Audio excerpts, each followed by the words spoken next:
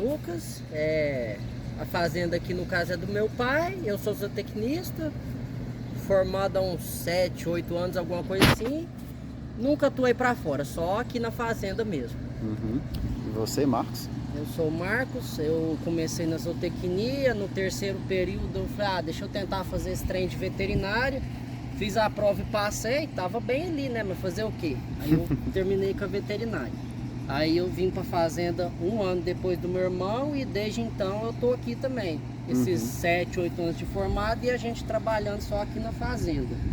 Nos 3 primeiros anos a gente pegou a produção de 200, 300 litros por dia e chegou em 1.000, 1.100.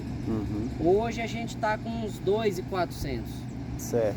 E aqui no começo já tinha o compost barn, vocês foram montando o compost barn? Como que foi o começo da fazenda, o começo da produção de leite?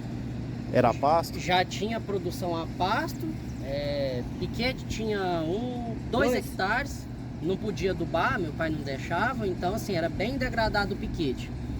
É o típico sistema de pequeno produtor, de sucessão familiar que o pai não deixa, que não aplica tecnologia. É o geralzão que costuma ouvir por aí. E a gente chegou mexendo na dieta, mexendo na nutrição. Tudo que fizesse ia dar resultado. Certo. Foi uma alavancada grande. E no caso aqui, vocês começaram com compost quanto tempo? Tem 1 ano e meio mais ou menos que a gente está aqui no barracão. Foi em dezembro de 2022. Porque assim, de começo a gente atingiu essa produção de 1.000 e poucos litros. Foi assim, alavancou. Mas a gente era pequeno, cresceu rápido e não tinha nada. Aí a estrutura que era enorme começou a ficar pouca. Uma estrutura mais precária para esses 1.000 e poucos litros.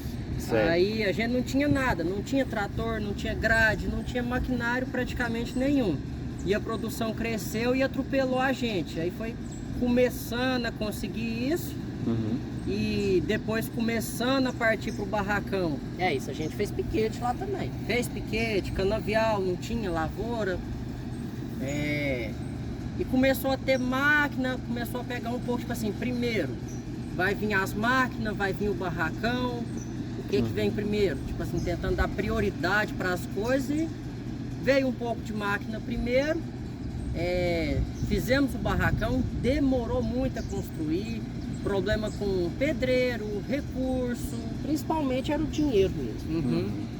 Tanto que o barracão, a parte metálica, ficou pronto uns 2 anos antes da gente migrar para cá de verdade.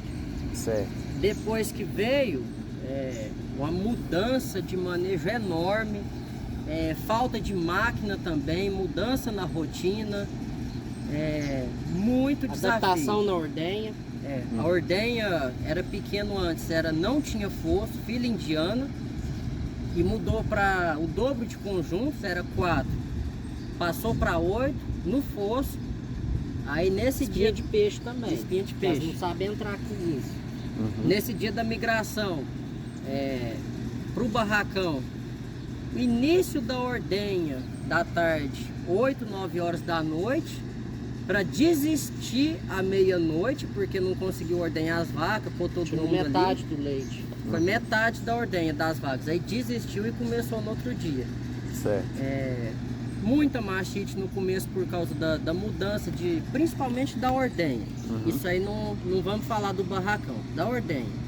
Que aí muita mastite, perdeu lactação de vaca, vamos falar um desastre. Pode falar assim, um início bem complicado de manejo. Manejo de cama, implemento errado para manejar a cama. Foi muita coisa aí que foi encaixando nesse pouco tempo que está aqui, que ainda está adaptando muito. E no caso as ordenhas já eram mecanizadas ou não? Era manual? Não, já era... Começou quando eu vim, que era os 200, 300 litros. Era aquele transferidor de leite com 2 teteiras. Passou para canalizada, circuito fechado mesmo, 4 teteiras, e ficou nisso. Aumentou a produção, fez uma melhoria aqui, outra ali, mas ficou nisso. Para depois vir para o barracão, fosso, espinha de peixe, 8 conjuntos.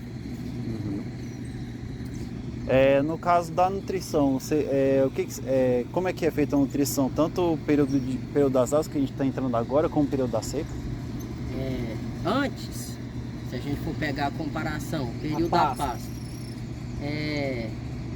esbarrou um pouco, mesmo tendo a formatura e tudo.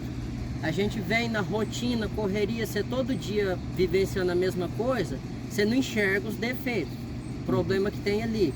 Esbarrou em problema com adubação, adubando errado, aí outra hora corrigia, mas aí era a pasto, ração na ordenha, e no intervalo, 10, 11 da manhã, passava ração no coxo também.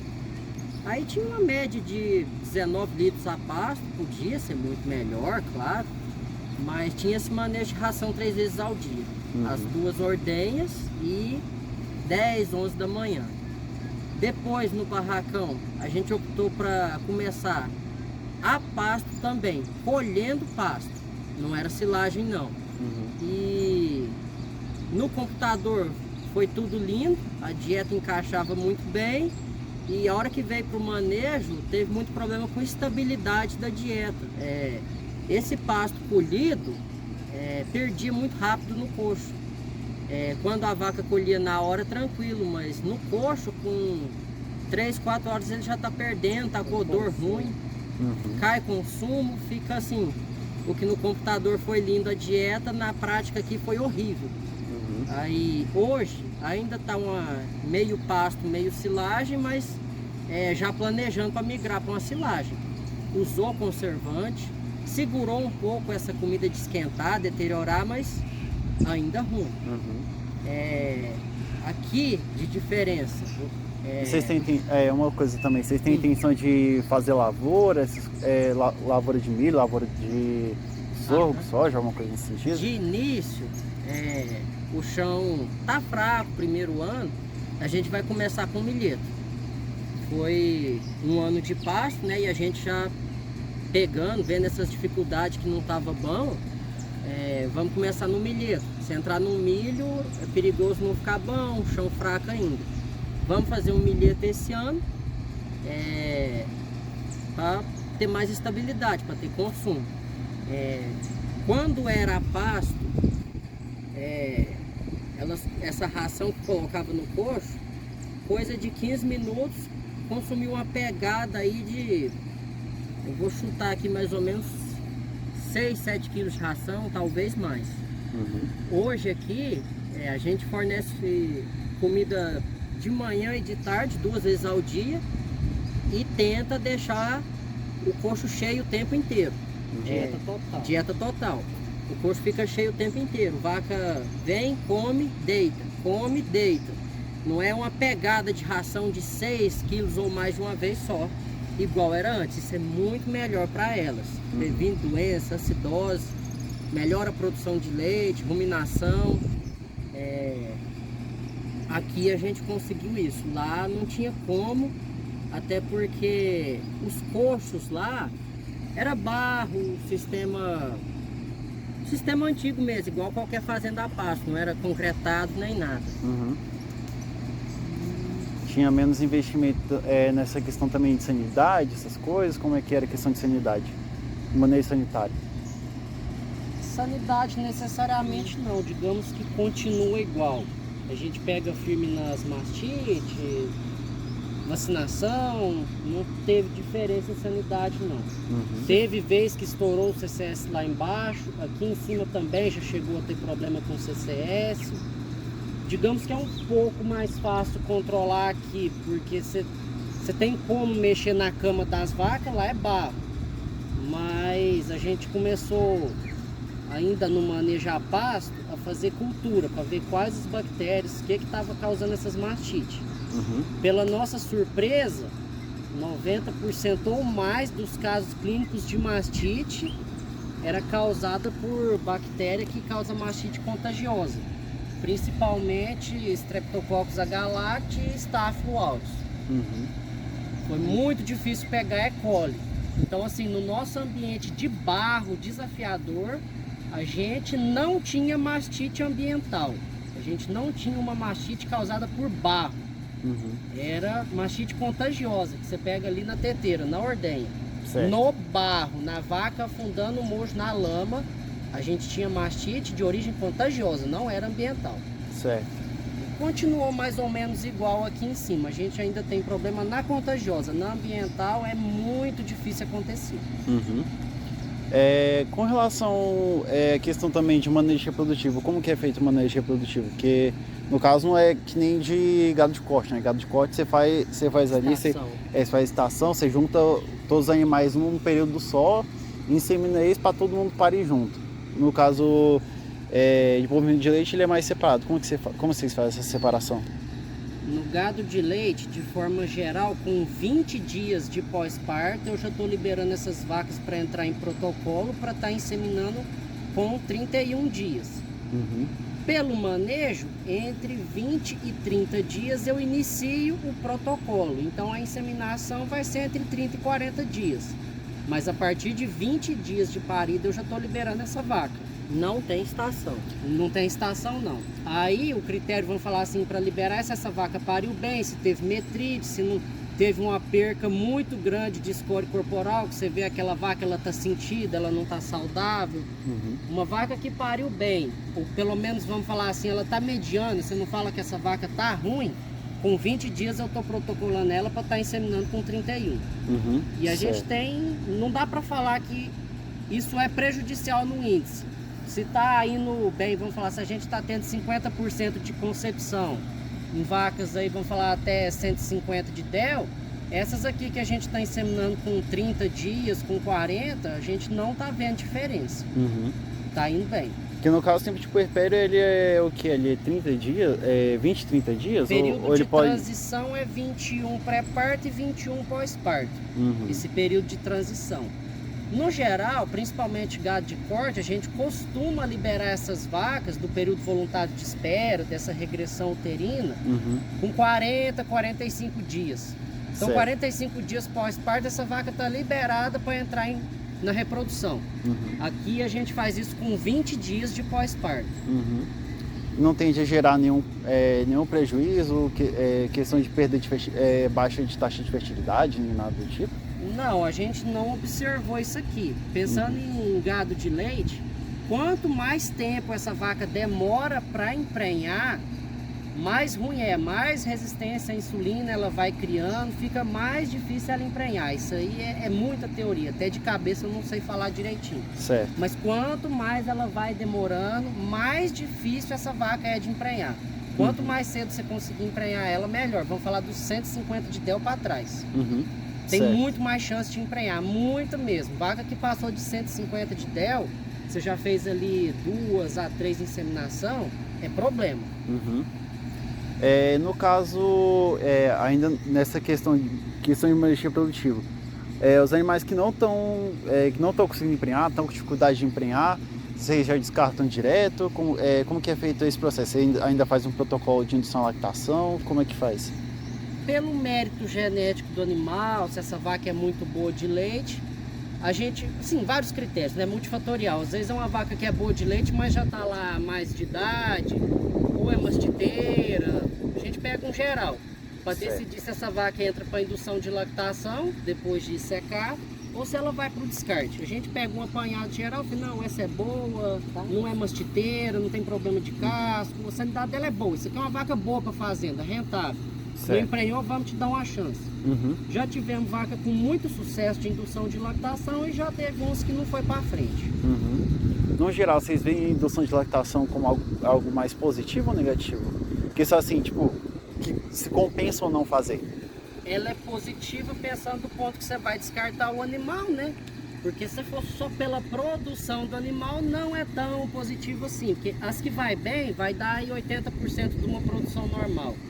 O negócio é que, pelo menos aqui na fazenda ainda, eu acho que dá para melhorar. Vamos falar que você induz 10 vacas, 7, quando dá um resultado muito bom, 7 vacas dá uma produção aceitável. Outras 3, enquanto a 7 está ali dando 23, 25 litros, tem outras 3 que está dando 12, não teve uma indução boa. Então assim, se for para falar por essas 3 não compensa, porque é um protocolo relativamente caro, você tem que estar mantendo um BST aí a cada 14 dias, ela tem que pagar essa conta a mais, ainda mais que aqui na fazenda a gente não usa, né? Isso aí é um custo a mais para ela.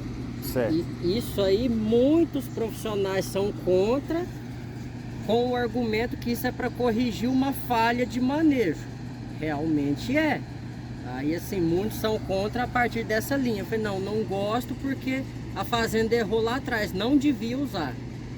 Assim, do ponto de vista profissional seria sim, mas eu vejo pelo lado que assim, ele não está enxergando que a fazenda, o caixa da fazenda para manter uma vaca, tentar emprenhar ela novamente, porque por pesquisa, mesmo aqui a gente já viu de vaca que não emprenhou na lactação atual e depois com a indução, primeiro serviço, segundo, nessa lactação de indução emprenhou, salvou a vaca de descarte, vida que segue. Mas muita gente é contra porque é uma falha de manejo, então não devia usar.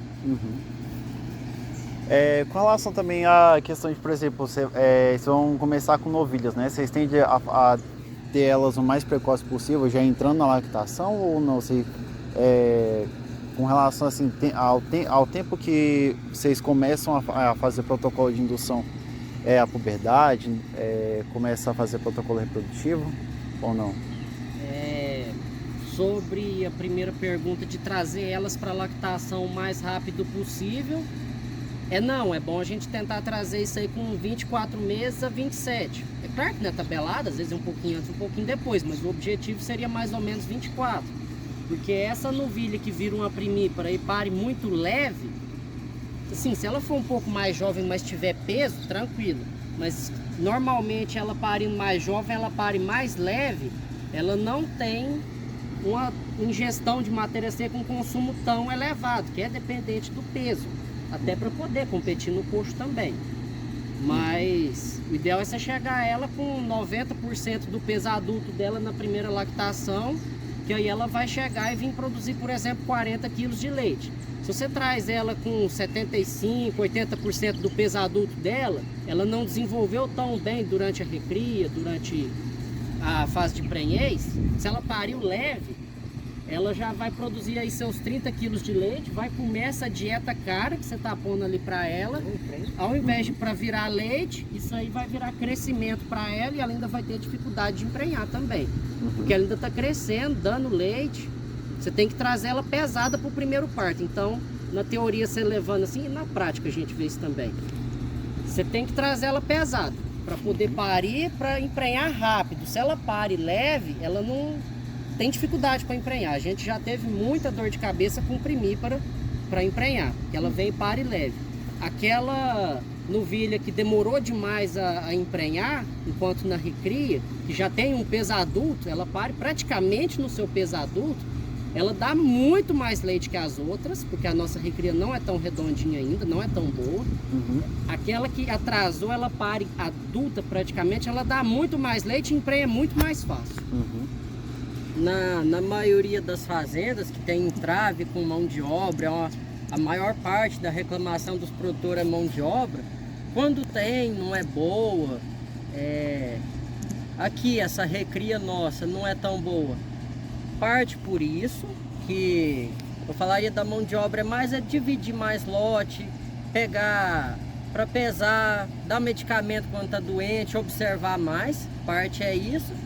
E a outra parte que é da maioria das fazendas é volumoso, é a nutrição mesmo, é o trato da recria, que é um dos maiores entraves na prática da maioria das fazendas. É uma coisa muito básica, simples, mas é a falta de volumoso. Fase de cria, quando pare o bezerro, ele já não fica mais com a mãe, né? Ele é tirado e vai para o bezerreiro. Como que é feito o manejo no bezerreiro?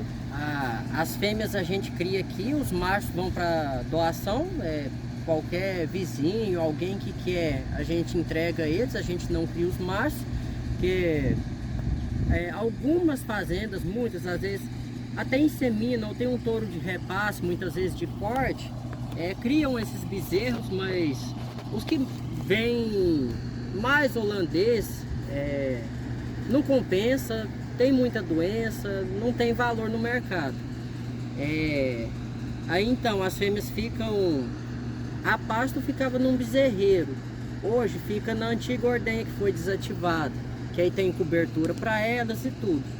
Aí é fornecido 4 litros de leite e vai caindo gradativamente com a idade até 3 meses. 4 litros, 6, 4 e 2 litros por dia. 6, 4, 2. Depois também, desde o início, fornecimento de ração também. Depois que desmama, vai encaminhando para os lotes de recria. E no caso, esses lotes de recria são todos a pasto? Ou não? Ele um momento fica a pasto, outro momento fica confinado? Hoje são a pasto, os menores são piquetes menores, vai aumentando o tamanho do piquete. Certo. A gente tenta dividir, claro que aí é de acordo com o tamanho da fazenda. No nosso caso é 8 bezerras por lote, tenta aproximar a idade, tamanho, tudo. Com relação à sustentabilidade, quais são as práticas adotadas na fazenda? Como você lida com a questão de água e energia, além da gestão de resíduos fora do compost barn? Fora do compost. Do compost barn. Tá tudo do sistema mesmo. Do sistema. Energia hoje tem projeto para colocar placa solar, mas assim, ainda não foi possível. Como eu comentei, assim, a fazenda começou pequena e cresceu muito rápido, deu prioridade para outras coisas, máquinas, outros investimentos que não seja placa solar nesse ponto de energia. Se for falar de dejetos, a gente ainda não trocou a cama do barracão, para aproveitar, jogar em lavoura. O que tem por fora a gente aproveita, amontoa dejetos, joga em lavoura, pasto. Eu tinha até visto ali mais cedo a lagoa de dejetos, né? Que tem 2 lagoas.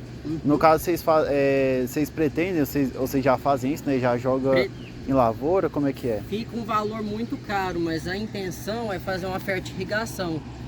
Aí, assim, vai muito investimento para conseguir isso, mas a partir do ponto que conseguir, a gente quer entrar com outros investimentos juntos, que assim, na ordenha a gente faz o resfriamento dessas vacas.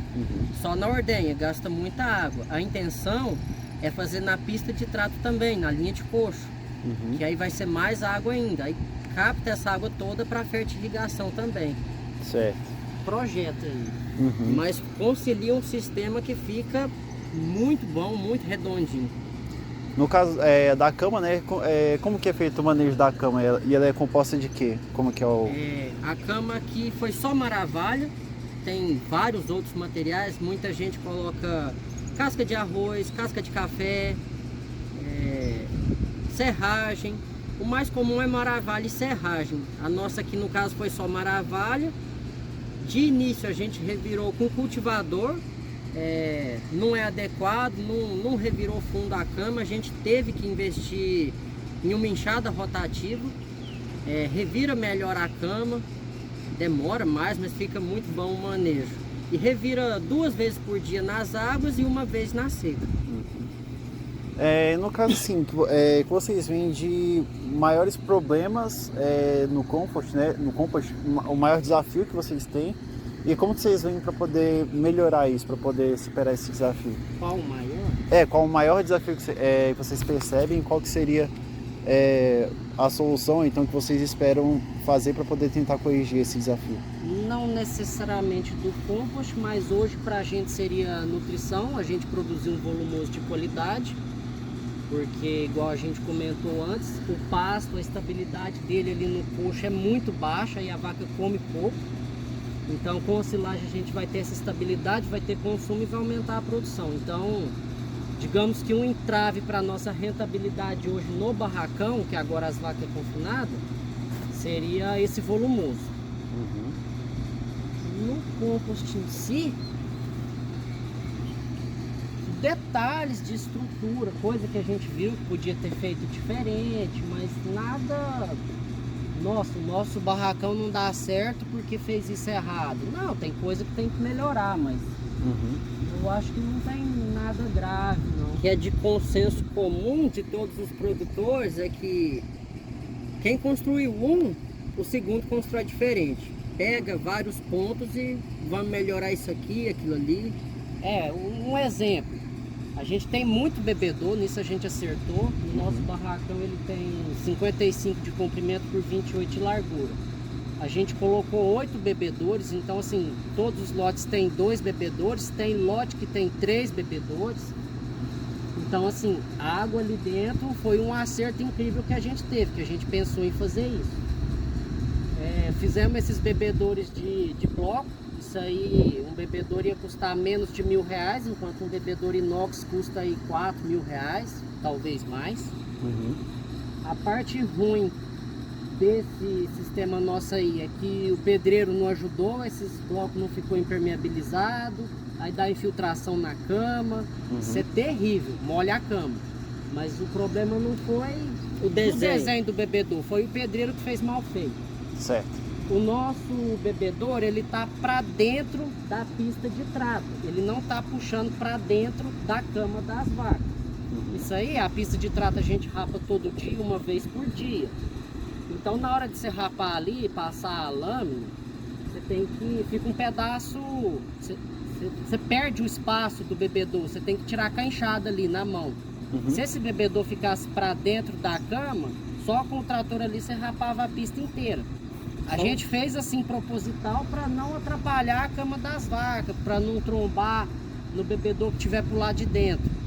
Mas ele aqui pro lado aqui das vacas da pista de trato acaba que é pior. Seria melhor ele para dentro. Com o manejo aqui trabalhando tudo, a gente viu que era melhor atrapalhar o revolvimento da cama do que o manejo ali da pista de trato para os dejetos. São detalhes que na hora do manejo, que isso aí, mesmo visitando alguns, na prática, ninguém te conta, é detalhe.